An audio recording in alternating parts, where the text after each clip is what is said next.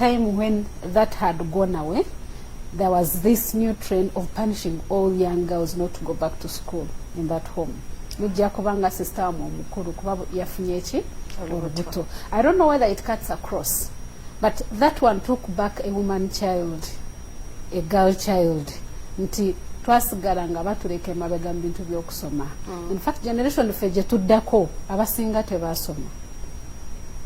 Naye abasoma Katonda kyeyagala okukola be leaders be tulina leero. I want to congratulate Anita Omong today. Wow, yes, congratulations, yes, woman, and of course we do love you and congratulate you. Yeah, we congratulate you today, yes, because she's the product of then. Wow. But those who were affected by that teenage pregnancy, basigala waka. Some of them are mothers of these teenage mothers betuyamba.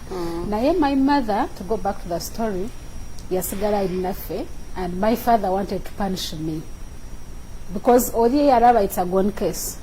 Kati nadda kunze yali amuddako ngate nze natudde P7. Teyayogera kigambo. I think yayogeranga ne mukazi we nga tetumanyi. Nenda gendo okulaba nga tamwetambudde. Sidda kusomera abaana bonna bavuddeko ku kyalo bagenze kusoma, and I passed well. Nenebuuza nempita mama ne mugamba, what is happening? Supposed to go to school. To school, yes. Abana bonna bagenze nangamba linda ko tuweereze taatawo chance. Akyali munyivu because of your sister. Now I'm talking about a woman. Yes, I am actually still wondering how the sister's mistake crosses over to all the girl children in the family. In the family. And remember, we are 4 girls. So she's the firstborn, I'm the second, is the third and fourth. Wow. But if he punishes me because of this, it means these ones also. The rest of everyone else. Exactly. Yes. So my mother tells me, keep calm. I'll talk to your father. So my dad used to be a businessman, and he would return home every Saturday. We are parking zatuse waka. We reached home. See a muntu yali nti yali munakyalo. Yali musajja ina ku ssente.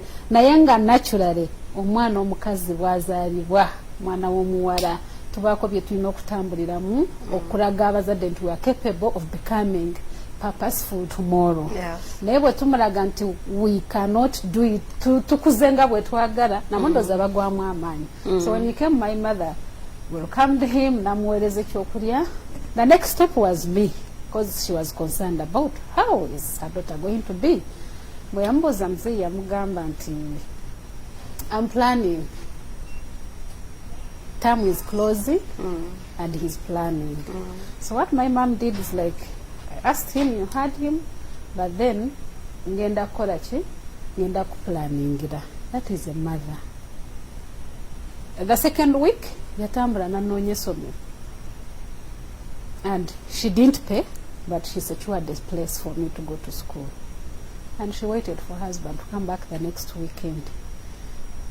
Bwe yajjayo ebipapula n'amulaga omwana amufundira ekifo njaga agenda akole ki. Muzeeyi had no option because this came in a calm way. My mother didn't force this man to pay my school fees, but the way she handled it, my father went and even changed the school to a better one. The way she handled, yes, mothers over we are together and was atutambula wamu engeri yakwatamu ensonga eno maama yakola ennyo amakulu okubanga omwana ono omukyalo ono addayo ku ssomero. Kakati munnaye maama ensonga bwe zibaawo ewaka. That is one of the conflicts. Conflict resolution and anger management. Engeri gy'okwasaganyaamu ensonga kati ate nno Yesu seba ne mu conflict Yesu se kino kirala naye engeri gy'okikwasaganyaamu ekola amakulu nnyo. Manyi waliwo omuzadde olwaleero ayinza okuba alina naye kyakola ki. Naye nsaba olugero lwa Hope ono lubeeko essuubi lyelikuwa olunaku lwaleero. Hope tugende mu maaso. Thank you. So muzeeyi teyantwala ate mami we yanoonyeza ye yakyusa nanzijjayo. I left the village like that. Nantwala where I used to work from in Barra Town, and I started schooling. So nensoma samuswaza, I got done with school. Wow. But I still remembered the torture I saw my sister going through. So that one caused me to hate men for a while. So time comes, nsoma mara okusoma, I got my diploma, I got my degree. Nange ndowooza nti maybe now I'm done with school, ntandise okukola nsobola okukola kyokufumbirwa. So I got my husband, whom we have been together for 13 years. Wow.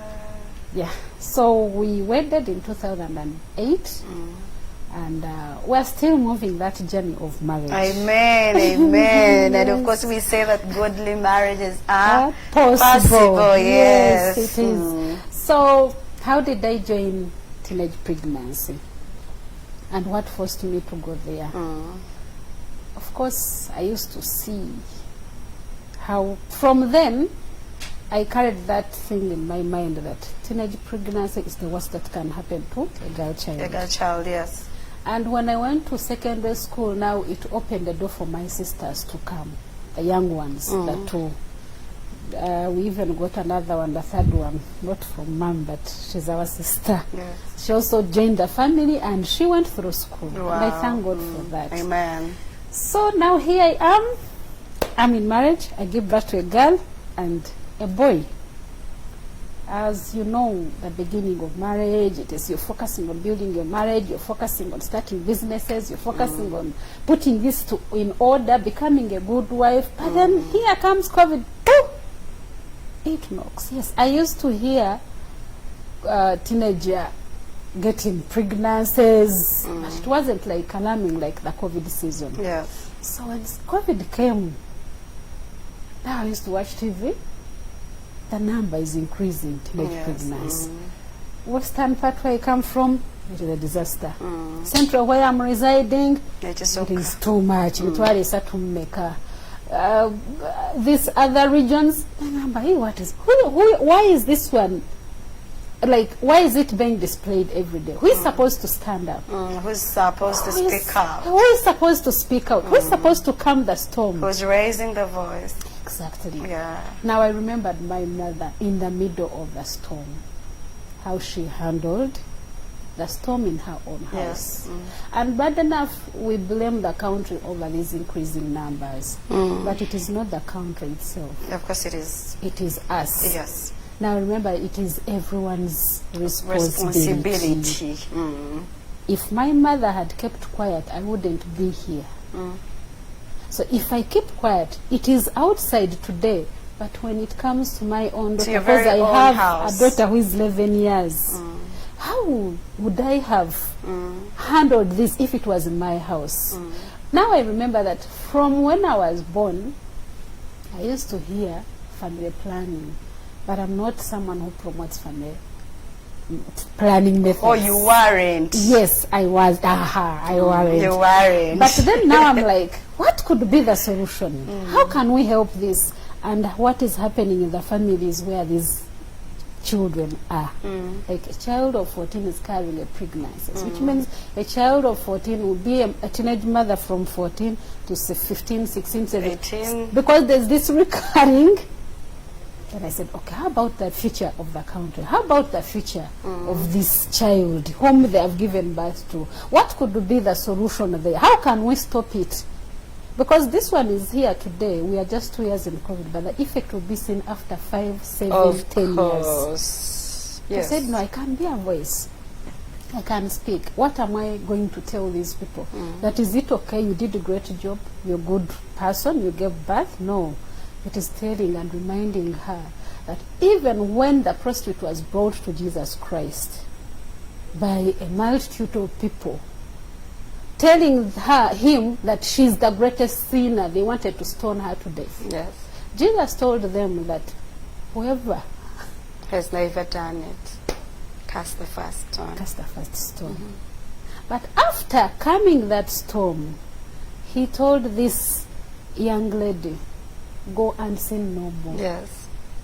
So it is a matter of reminding these girls that what they did is wrong, and it is too wrong. Yes. Because at 14, 15, 12, 11, 13, 20, because this is age going school. Yes, yeah. Now this school going age, it means you're supposed to concentrate on how the world can reopen and I go back to school. But then we have these family members that we're with every day in our homes. because there was total lockdown. Wherever you were is where you're closed from. No movement, no economic, no what. Everything was shut down.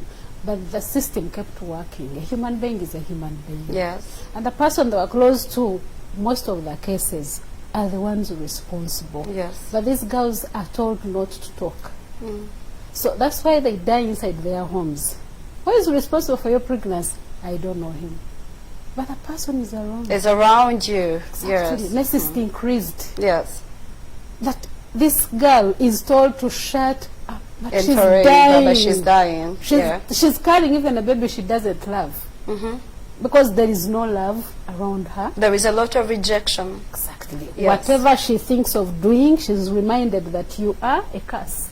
Oh, yes. So who is supposed to restore hope Yes. to this soul? It can either be me or you or anyone else around. But are they reminded of their responsibilities in the lives of these people? Because if we don't restore this hope, it means we're killing like 4 generations to come. Yes. So I said, let me stand up as a woman, as a mother. I remind the world what we are meant to be. There was an increase of divorce in this season of COVID. Broken homes. Broken homes. Broken children, broken hearts, broken everything. Everything is broken. Yes. Who is supposed to mend these broken hearts? Who is speaking? Who is speaking Yes. these hearts? And how do we get this milk that is already powered? Yes. Because a girl child is like milk. When it powers, it has powered. It only takes God for this soul to come back to the right track. Yes. And remember that they have the love of the greatest love, which is of God. Yes. But it takes a word. You know, women were created in a different way. That for us, when we hear, we feel like, oh, someone has spoken to me. So I think I still have a meaning in this life. I think I can breastfeed this baby. And that's good. Hope, have you had expectant younger mothers back to school? Yeah, I have 2 of them. But it's hard because... Can we hear about their stories? Yeah. Yeah. One of them is from Katanga. It is well. You don't have to mention where they are. That's fine. Yeah. So this girl left her baby with her mother in Tiana, and she was sleeping on the street. What do I mean street? Just finding a space outside the house and you sleep there. So when we got to her, how did we get to know her? We invited a few of them, there were 50 of them, at Chita, the primary school, on 7th of January this year, in a campaign of returning teenage mothers back to school. Oh, wow, yes, yes. So when we invited them, they came through our mobilizers. We have mobilizers in different places. Yeah. So they came, they had already registered with us through the survey. We have a survey that is going to reach at your place one day. So when they registered It's long with us, overdue. yes, it's going to come soon. So when we registered them, we had to do a follow-up, call them, and then ask them what was happening. In that campaign, these guys were, it is like they had gotten a chance to speak out. Yeah, so they came up? They came, 50 of them. And in 50 of them, only 2 wanted to go back to school. Only 2. Oh, is somebody watching us? Only 2.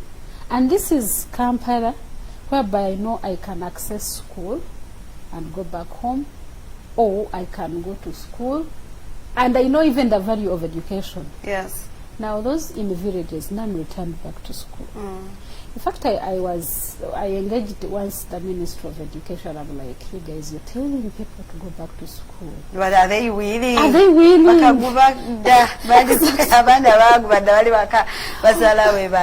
mwana bw'azaala bw'afuna olubuto minded how omwana mukuze ntya. Yes. Mukulizaawa. Ekisooka sirina shelter. Ekyokubisina kyakulya. Ate ŋŋaaniddwa. There's this serious stigmatization that these people are living. Hey, I get you. So when we just got 2 that were interested to go back to school, we said, okay, this could be the reason why God has allowed Brought us here. Exactly. Yeah. And one of them, bad enough, she had serious infection, HIV, and she was still a teenage mother. But we thank Uganet. They took her up. Of course, we worked together and treated her.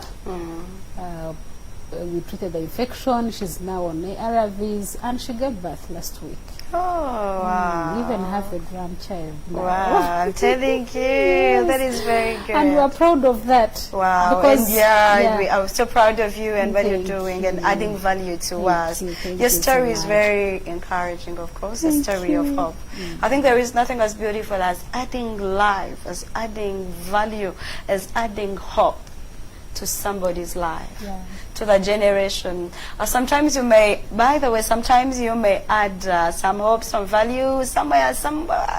Oza n'omuntu ogabana obugabanye naye emmere naye ne bitavaamu bulungi olumu.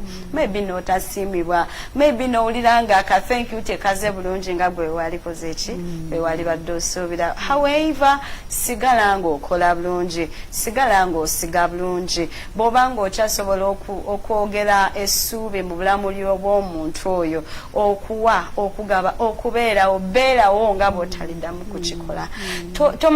Tomanyi mukisa gw'ofunye okwogera mu bulamu bw'omuntu oyo. Munene nnyo, gw'amanyi nnyo Katonda abaamukuteereddewo. In every season there is a voice, and you could be that voice. In that person's life, in your children's life, in your husband's life, in your friends, in your female circles, you could be that voice that the Lord has brought out to speak out in this generation. Hope. Thank you so much. That is wonderful. Thank you for speaking in young people's lives. You are speaking life. Just like your name, you are speaking hope. Oyina omulembe gw'omuzengulu, oyina omulembe, in fact gwe ng'omuntu oyina omulembe gw'ozengulu.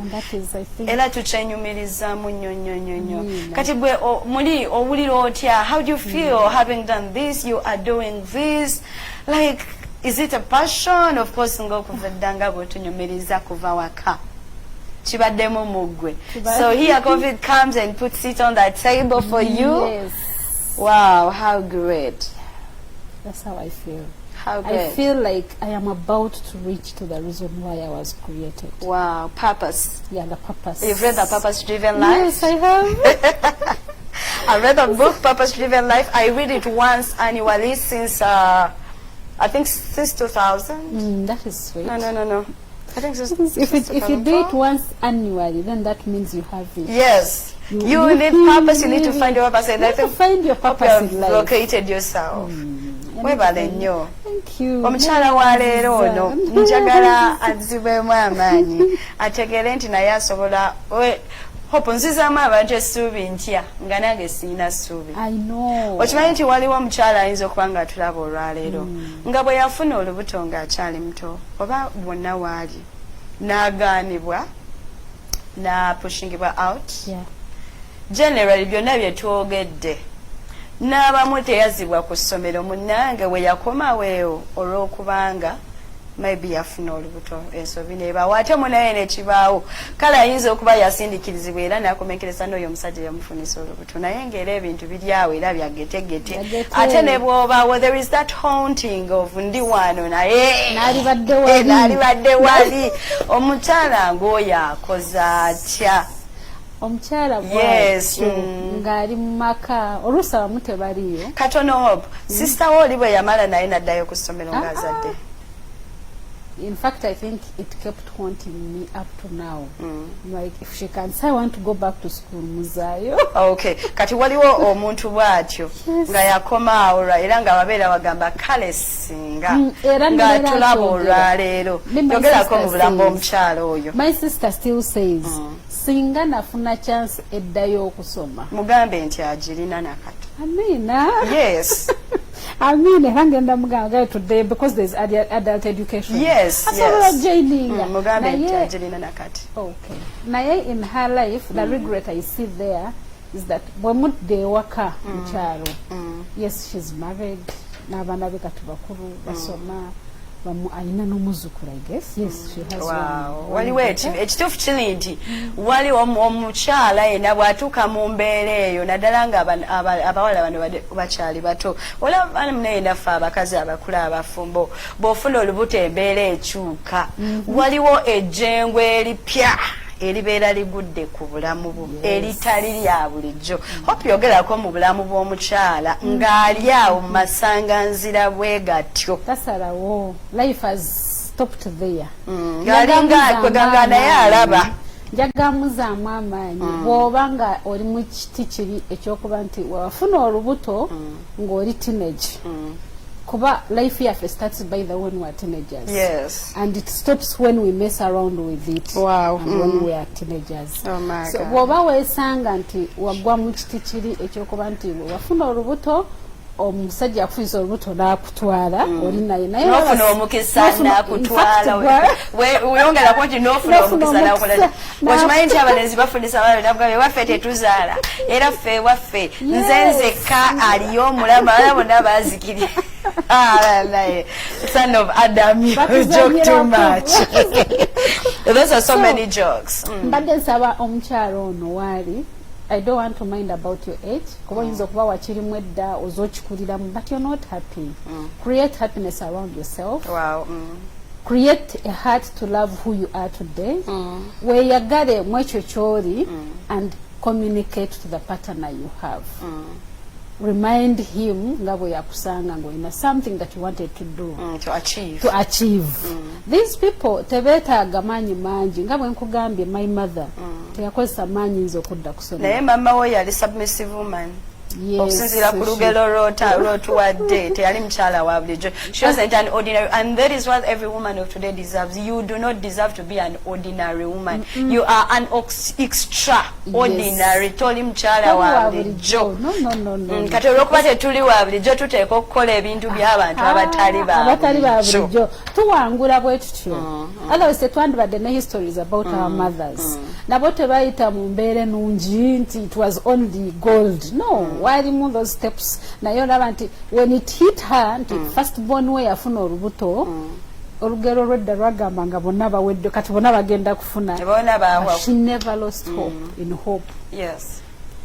I don't know if it is when she gave me that but nazalibwa nga ndi hope naye simanyi lwaki teya losing hope in me and the girls that were behind me. So njagala okwate mwako bakayita ki the kapot that she kasuwa kesuubi okwatemu ogambe nti leero nange nsumulukuka because when she carried hope she took it slowly, she didn't use force. Ekizibu kye tulina leero nteekako amaanyi nze nsobola but if you're staying with a man and officially he's your husband kuba kulinamu abaana handle him with care to get what you want. Yes, you are crying. Naribadde wali nestuka because nafuna roboto. But still you can reach there. Wow, amen. Yes, you're speaking hope. Yeah. Yes, you can reach there if you handle things the way they're supposed to be handled. How are they supposed to be handled? Remind this partner of yours, of your dreams.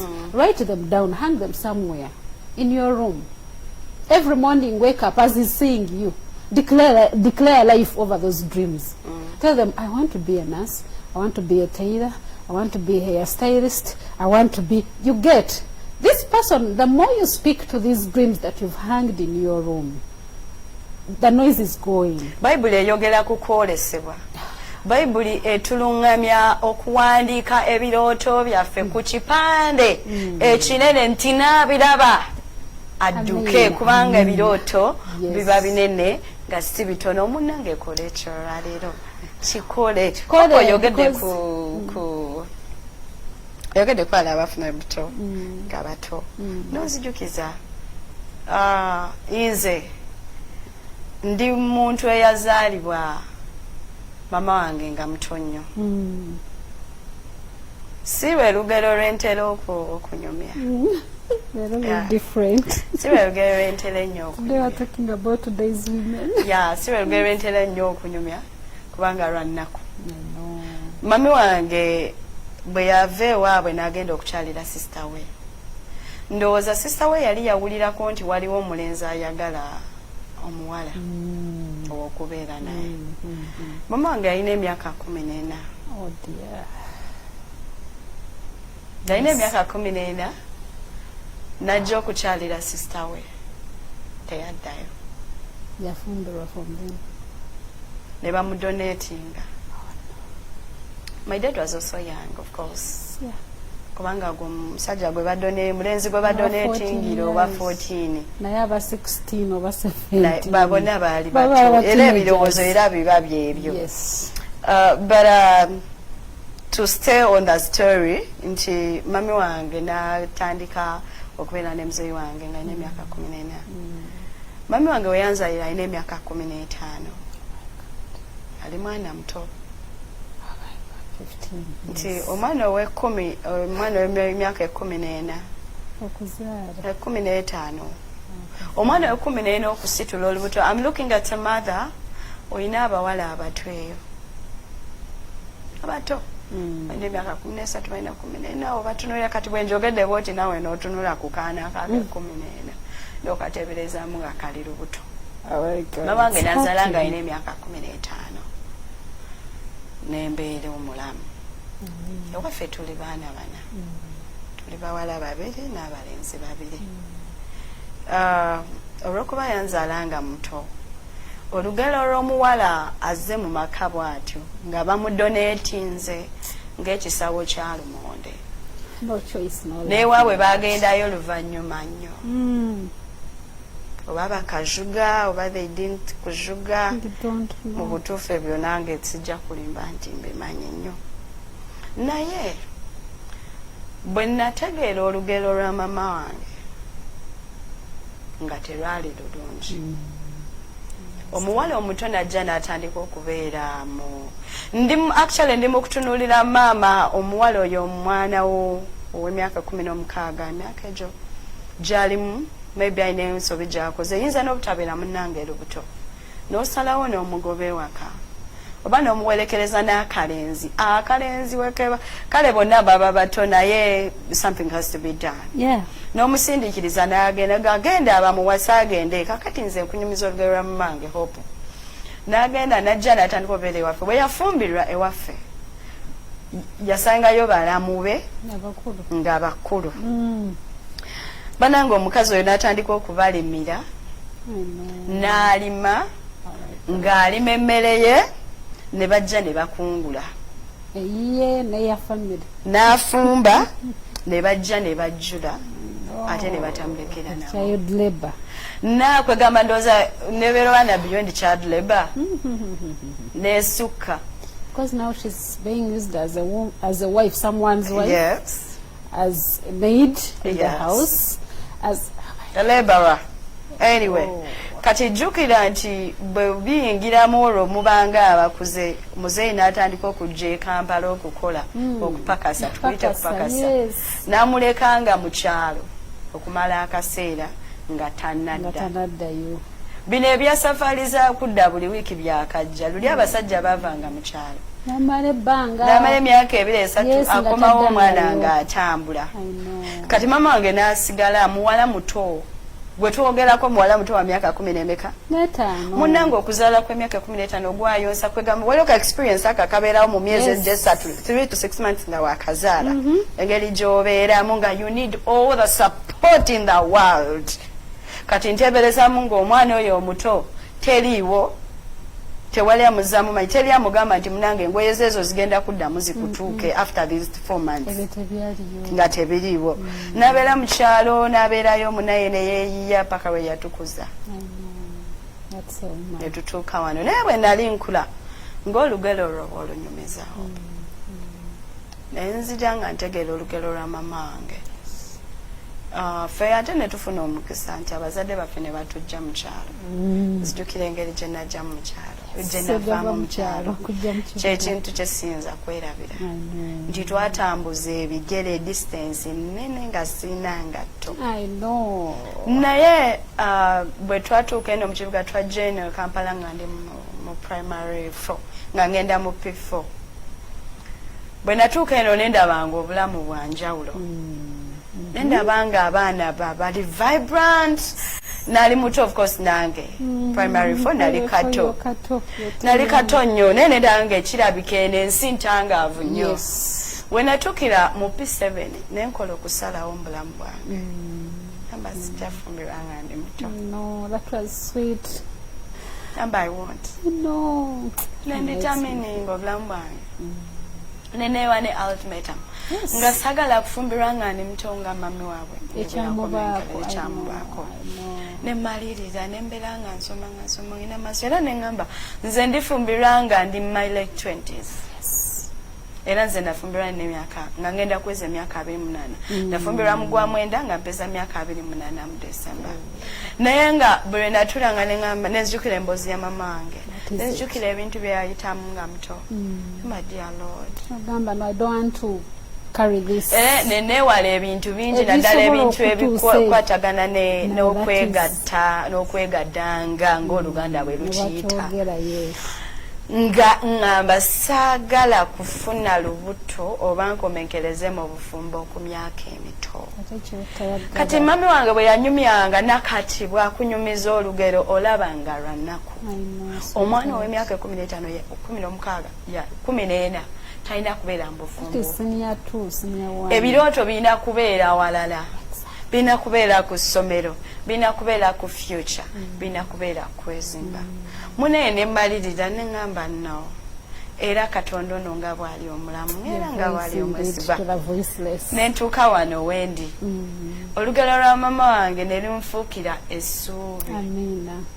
Paka olwaleero. Era buli lwe ndowooza ku lugero era nsabira nnyo abaana bange. Tulina abaana babiri. Naye Mukama abantu ino omulenzi n'omulenga Mukama muli mu mutima gwange. My daughter wants. Kubanga omanyi ebintu ebyo olumu bigoberera. The story carries on. Naye mu linnya lya Mukama neŋŋamba ono talibeera bw'atyo. So hope I think ngezaako sinangezaako naye ntegeera ekifaananyi ky'oli mu kutunnyonnyola, ekifaananyi ky'onnyonnyola ensi, ekifaananyi ky'onnyonnyola eggwanga. Hope manyi waliwo obulambo omukyalo obutasikadde kyekimu era obutagenda sigala kyekimu era obutalisigala kyekimu olw'olugero luno lwakoze ki lwotugambye. Ate mmanyi nga tukyeyongerayo okuzimba munnange mukyala gwenza obeerawo munaye nga naawe olinga mama wange nga munaye wali oweza emyaka obwaka bwo bwe wawezaawezaawo nokomenkereza in that state. Kale ate naawe ozadde abaana bo obatunulamu bwoti otandisobola okubakuba muto kyo olinga talabawo essuubi. Essuubi lyenkuzaamu olwaleero erisooka lya ssaala kusaba. Sabira nnyo abaana bo mukyala gwe kola ki? Sabira nnyo abaana bo bazzeemu amaanyi bazzeemu essuubi.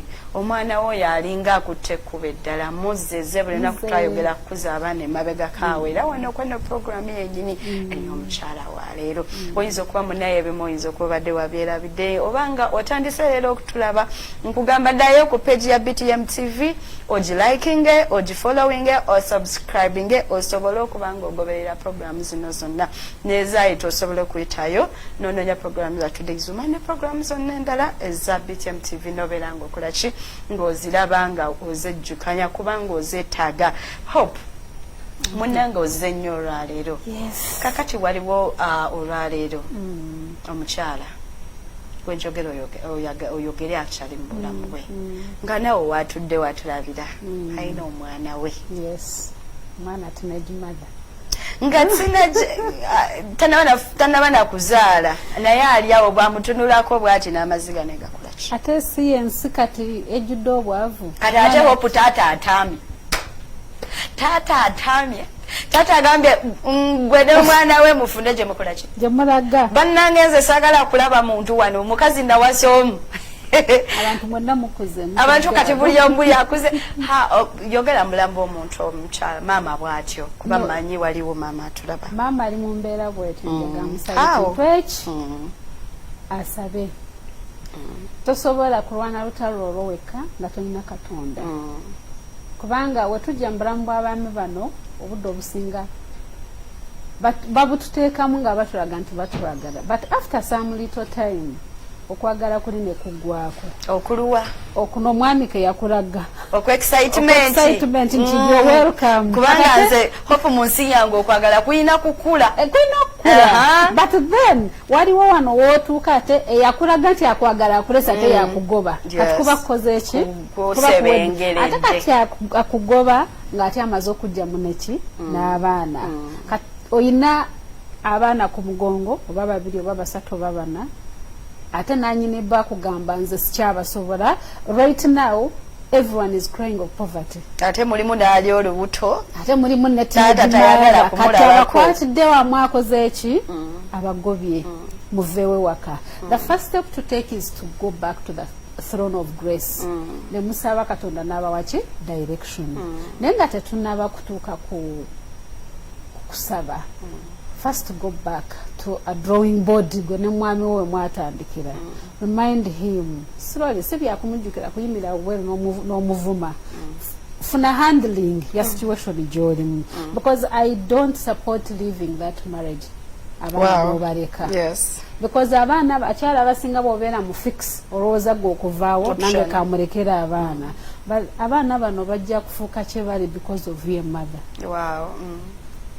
abaana abasinze betulina mu system yaffe aba teenage pregnancy bonna abasinga bamama babalekawo exactly omwana agamba taata yakwata bibye ne maama yakwata bibye nange nali sina kyakulya omulenzi nanimba nti agenda kutuwa ekyokulya ndiise baganda bange kati olaba nti bonna taata ne maama teri yayimirirawo lwa promises ze bakola towards receiving these kids the covenant that was there nga mwesinkana eyaleeta fruits z'abaana bano gyoddako n'ofuna akadde because I know however much omusajja ono mulalu gy'oli tayagala kulaba naye waliwo ebigambo by'omugamba nakakana ne mutuula ku meeza n'omugamba for the sake of these children before I go to police tulina police tulina fida tulina ki but that is not a solution kuba obudde obusinga batwawula and we get divided homes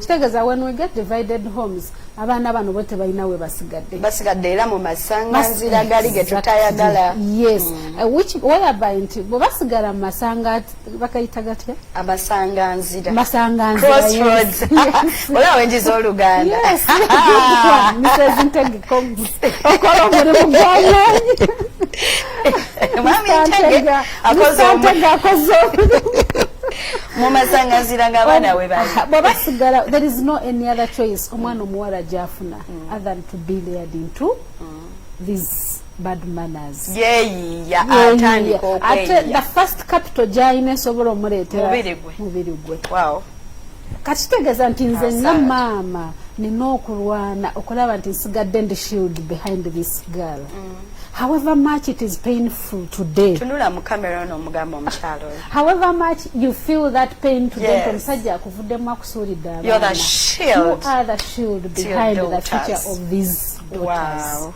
if you give up then obalekedde ensi ate weogenda obatwitinga it will be another thing ekyokubiri tuuza abaana bo those teenage children that both a boy and a girl yogera nabo batuuze totya opening up what the world is bringing towards your children because we bonna alemererwa okwogera nabo ensi egenda kuba kwogerera ate mubulala in a negative way ate ensi erina amaloboozi mangi nnyo kati omwana wakolera choice about hope yangambye kiri peace yangambye kiri anet yangambye kiri patience yangambye kiri ate James yangambye kino ate yangambye anjagala kakitegeeza nti ajja kupikinga mu kyo yamugambye eki remember hope and peace and who bw'abayoga ne muwalawo bo bamugamba bye balaba but this one will add something because alina kyanoonya ki ku mwana wo kitegeeza aga kutwala capital mwana wo gyalina which is her body kati bw'amala obimugamba ye mwana ajja kujjamu only the sweet words because they are prepared era njaga gamba omukyalo oyo preparing abaana bano for the worst to come because if the dad has turned against her and his family kitegeeza ekibi kye kiri mukola ki approaching but I still want to encourage you to stay strong you can win Amen. Thank you so much, Hope. You have spoken so very well. Oyogedde bulungi nnyo Hope. Hope ayogedde nti gwe maama mukyala gwe oli shield, oli ngabo. Ng'abaana bo bali mu masaŋŋanzira, oli ngabo mu bulamu bw'abaana bo. Ekitegeeza abaana bo bw'obaleka, engabo eno, the shield, waba tewali mulala abateereddewo mugongo, teri ayinza kuteerawo baana bo mugongo nga gwe maama we walikoze eki. Waliwo abaana bemanyi bagamanyi nti bami waffe yateekayo ki omugongo. You are your children's shield. I want to thank every woman. I want to thank everyone for watching this program. Hope, thank you for coming. You're welcome. We are grateful. Thank you. And of course, fetubeera wano buli Sunday. Tubeera wano buli Sunday esawa bweziti na kitundu. Beera ng'osigala ng'otulaba buli Sunday. Tell a sister, tell a sister, tell a friend, tell a friend to watch BTM TV nga bwe twatandise neera tulina siba program eno ogamba muno akikola egenda liking page ya BTM or at least osobola okufuna bu notifications obo ku simu yo nebeera nga kutegeeza nti program eno etandise ne programs endala zonna zigenda mu maaso munnange page eno gyetaaga like and follow it. I know you will be blessed. And of course, we love you so very much. Hope your last words. I want to encourage young ladies out there. Abayita mwiro, abayita ate omuliro gwe tuyitamu ogusinga nti omusajja yankyaye. Katonda tanaaba kukyawa. Amen. He has the greatest love of all for you. Amen. And the day you realize that you're loved by the best, then your life starts again. Wow, amen. Thank you very much. We are loved by the best. We love you so very much. May you have a wonderful afternoon. Amen. Thank you.